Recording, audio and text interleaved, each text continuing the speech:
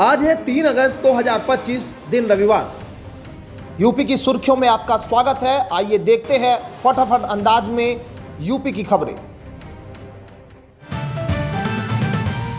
IBPS ने clerk भर्ती 2025 के तहत 10,277 पदों पर वैकेंसी निकाली है। आवेदन प्रक्रिया 1 अगस्त से शुरू हो चुकी है और 21 अगस्त 2025 तक चलेगी। प्रीलिम्स परीक्षा अक्टूबर और मेंस परीक्षा नवंबर में होगी। चयनित उम्मीदवारों को 24,050 से लेकर 64,480 तक मासिक वेतन और सरकारी भत्ते मिलेंगे। आवेदन के लिए ग्रेजुएशन अनिवार्य है और उम्र सीमा 20 से 28 वर्ष रखी गई है। आरक्षित वर्गों को आयु में छूट मिलेगी। यह भर्ती बैंकिंग में करियर बनाने का सुनहरा मौका है। मुख्यमंत्री योगी आदित्यनाथ ने फुटवेयर, लेदर एवं नॉन लेदर क्षेत्र विकास नीति 2025 की समीक्षा करते हुए कहा कि इससे अगले वर्षों में 22 लाख नौकरियों के अवसर खुलेंगे। नीति में लेदर, नॉन लेदर के साथ बकल्स, सोल, केमिकल्स जैसी सहायक इकाइयों को भी बढ़ावा मिलेगा। आगरा, कानपुर, उन्नाव को क्लस्टर आधारित मॉडल से जोड़ा जाएगा। मुख्यमंत्री ने flatted factory complex, design to delivery model और ई नीलामी के जरिए पारदर्शी भूखंड आवंटन का निर्देश दिया। निजी औद्योगिक पार्कों को भी प्रोत्साहन मिलेगा। यह नीति यूपी को वैश्विक फुटवेयर मैन्युफैक्चरिंग हब बना सकती है। बैंक ऑफ बड़ौदा ने डिप्टी मैनेजर, असिस्टेंट मैनेजर और प्रोडक्ट मैनेजर समेत 330 ऑफिसर पदों पर भर्ती निकाली है। इच्छुक उम्मीदवार 19 अगस्त 2025 तक ऑनलाइन आवेदन कर सकते हैं। उम्मीदवारों के पास आईटी, कंप्यूटर साइंस, साइबर सुरक्षा या संबंधित क्षेत्रों में डिग्री और कार्यानुभव होना जरूरी है। आयु सीमा 24 से 45 वर्ष बताई जा रही है। चयन प्रक्रिया में शॉर्ट लिस्टिंग और इंटरव्यू शामिल है। आवेदन शुल्क सामान्य वर्ग के लिए 850 है और आरक्षित वर्गों के लिए 175 रुपये है। विस्तृत जानकारी बैंक की आधिकारिक वेबसाइट पर उपलब्ध है। यह बैंकिंग क्षेत्र में करियर बनाने का अच्छा मौका है। उत्तर प्रदेश सरकार ने राष्ट्रीय पशुधन मिशन के तहत बकरी पालन योजना शुरू की है, जिसके अंतर्गत युवाओं को 1 करोड़ तक का लोन और 50% तक सब्सिडी दी जाएगी। योजना का लाभ उठाने के लिए डीपीआर परीक्षण और भूमि आवश्यक है। विशेष प्राथमिकता महिलाओं, अनुसूचित जाति, जनजाति और लघु सीमांत किसानों को मिलेगी। 100 से 500 बकरियों की यूनिट शुरू करने पर सरकार आर्थिक सहयोग दे रही है। यह योजना स्वरोजगार और ग्रामीण अर्थव्यवस्था को सशक्त बनाने की दिशा में एक बड़ा कदम है। आवेदन समूह या संस्था के माध्यम से भी किया जा सकता है। मुख्यमंत्री योगी आदित्यनाथ के निर्देश पर नगर विकास विभाग ने सभी जिलों को शिलापटों पर मुख्यमंत्री, मंत्री और क्षेत्रीय विधायक के नाम अनिवार्य रूप से अंकित करने के निर्देश दिए हैं। प्रमुख सचिव अमृत अभिजात द्वारा जारी आदेश में कहा गया है कि महापौर, अध्यक्ष और विधायकों के नाम एक जैसे फॉन्ट साइज में लिखे जाए, जबकि अधिकारियों के नाम न लिखे। जनप्रतिनिधियों को प्रोटोकॉल के अनुसार आमंत्रण देना अनिवार्य है। परियोजनाओं की किस्त जारी करने से पहले प्रमाणित शिलापाट की फोटो भी जरूरी होगी। यह आदेश पारदर्शिता और सम्मान सुनिश्चित करने के उद्देश्य से जारी किया गया है। हाईकोर्ट का बड़ा फैसला, आंगनवाड़ी केंद्रों पर अब नहीं मिलेगा सूखा पोषाहार। इलाहाबाद हाईकोर्ट की लखनऊ पीठ ने राज्य सरकार को निर्देश दिया है कि आंगनवाड़ी केंद्रों पर सूखा पोषाहार की जगह केवल हॉट कुक्ड फूड और टेक होम फूड ही वितरित किए जाए। कोर्ट ने कहा कि सरकार समेकित बाल विकास योजना को सही तरीके से लागू करे ताकि बच्चों और महिलाओं को कुपोषण से बचाया जा सके। कोर्ट ने शिल्पा देवी की याचिका पर सुनवाई के बाद यह फैसला सुना है। सरकार के सूखा पोषाहार बांटने के फैसले को झटका देते हुए कोर्ट ने पोषण की गुणवत्ता सुनिश्चित करने पर बल दिया है। मनरेगा में अब नहीं चलेगी हेराफेरी, श्रमिकों की हाजिरी पर 3 स्तरीय निगरानी व्यवस्था लागू। मनरेगा में फर्जी हाजिरी रोकने के लिए ग्राम्य विकास विभाग ने 3 स्तरीय निगरानी व्यवस्था लागू की है।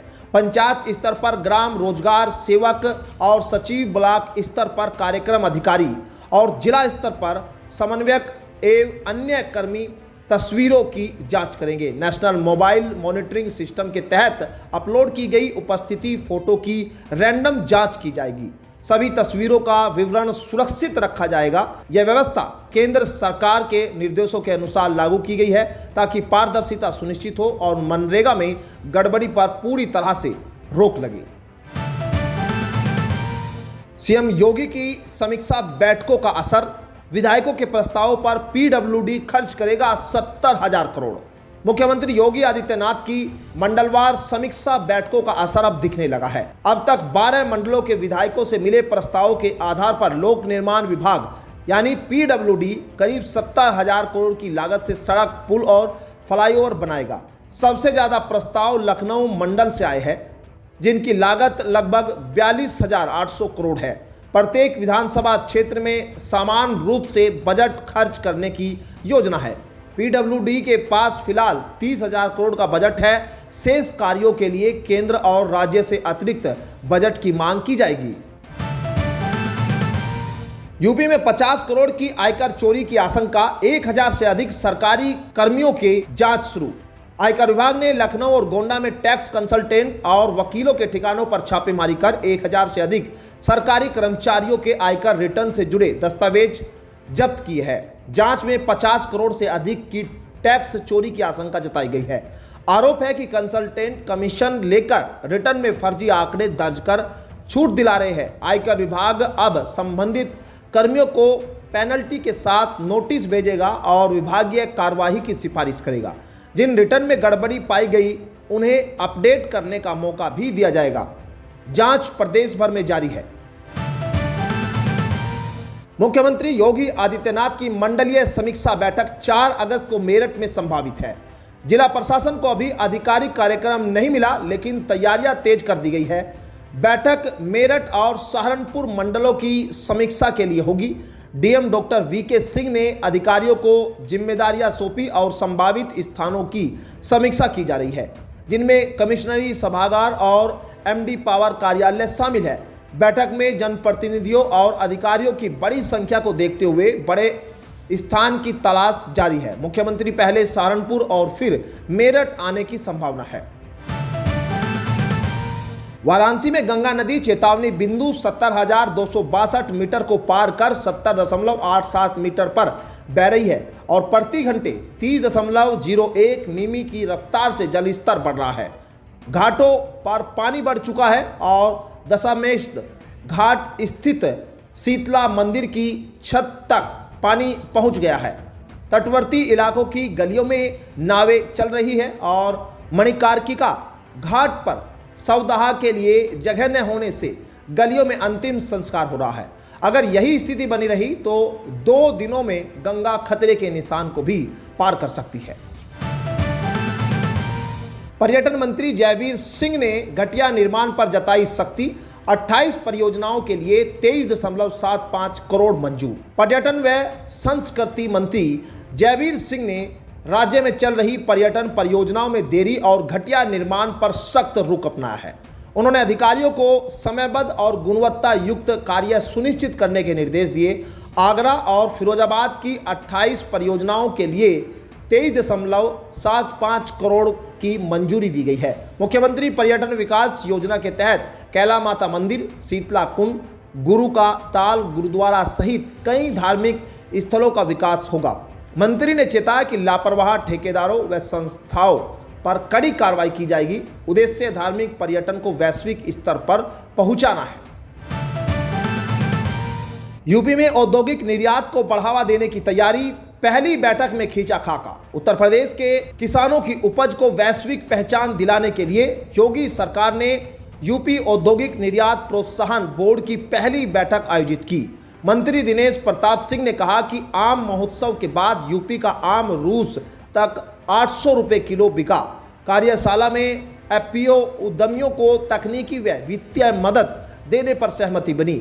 जेवर एयरपोर्ट से हवाई निर्यात को गति मिलेगी। बैठक में गुणवत्ता, पैकिंग, शोधन और निर्यात की संभावनाओं पर विशेषज्ञों ने मार्गदर्शन दिया। सरकार ने किसानों की आमदनी बढ़ाने के लिए सिंगल विंडो सिस्टम और अनुसंधान केंद्रों पर जोर दिया है। अटलपुरम टाउनशिप की लॉन्चिंग 5 अगस्त को, रक्षाबंधन से पहले शुरू हुई बुकिंग। आगरा में मुख्यमंत्री योगी आदित्यनाथ 5 अगस्त को अटलपुरम टाउनशिप का शुभारंभ करेंगे। ग्वालियर रोड स्थित इस नई टाउनशिप को मुख्यमंत्री शहरी विस्तारीकरण योजना के तहत 138.53 हेक्टेयर में विकसित किया जा रहा है। आगरा विकास प्राधिकरण 8 अगस्त से पहले चरण में 322 भूखंडों की ऑनलाइन बुकिंग शुरू करेगा। आवासीय प्लाट की दर 29,500 वर्ग मीटर, ग्रुप हाउसिंग 44,000 और कॉमर्शियल भूमि 59,000 वर्ग मीटर तय की गई है। यह township greenfield expressway, inner ring road व यमुना एक्सप्रेसवे से जुड़ी होगी और अत्याधुनिक सुविधाओं से युक्त होगी। यूपी में 3 अगस्त को फिर बरसेगा पानी, 20 से ज्यादा जिलों में भारी बारिश का अलर्ट जारी है। उत्तर प्रदेश में 3 अगस्त को मौसम फिर से बिगड़ सकता है।